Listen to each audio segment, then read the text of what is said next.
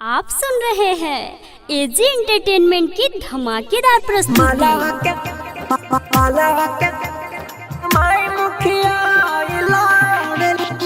DJ mix by AG recording studio. तोया से चढ़ल बा चुनाव, तोया से घूमे गाँव गाँव, जया से चढ़ल बा चुनाव, तोया से घूमे गाँव गाँव।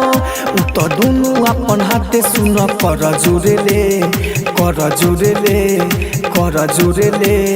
गावे गावे घूमी भोटावा बटोरेली, आ मालावा के माई मुखिया लड़ेली। गावे गावे घूमी भोटावा बटोरेली, आ मालावा के माई मुखिया लड़ेली। डीजे मोहित राज मालावा के मालावा के माई मुखिया लड़ेली। गावे गावे घूमी भोटावा बटोरेली, mix by AG recording studio.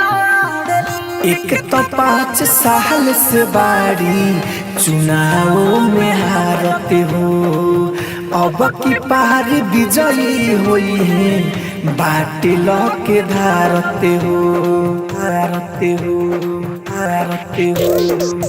एक तो 5 साल से बारी चुनाव में हारते हो, अब की पार विजयी हुई है, बाटिल के धारते हो।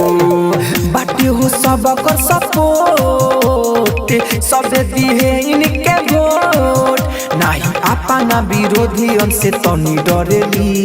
गावे गावे घूमे भोटावा बटोरेली, आ मालावा के माई मुखिया लड़ेली। गावे गावे घूमी भोटावा बटोरेली, आ मालावा के माई मुखिया आप सुन रहे हैं एजी एंटरटेनमेंट की धमाकेदार प्रस्तुति।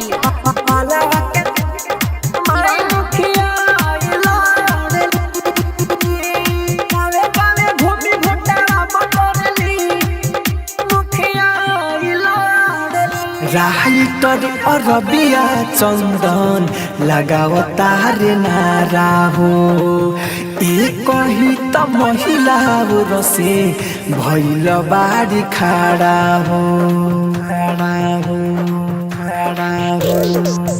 राइटर अरबिया चंदन लगावता रे नारा हो, एक ही त महिला रसे भैल बाड़ी खड़ा हो। बाटे पूरा पर चार, इहे जीती है अब के बार। राहुल राजधानी पर पूरा जिम्मा छोड़ेली। गावे गावे घूमे भोटावा बटोरेली, आ मालावा के माई मुखिया लड़ेली। गावे गावे घूमी भोटावा बटोरेली, आ मालावा के माई मुखिया लड़ेली। एजी रिकॉर्डिंग स्टूडियो रोशनपुर सपहा।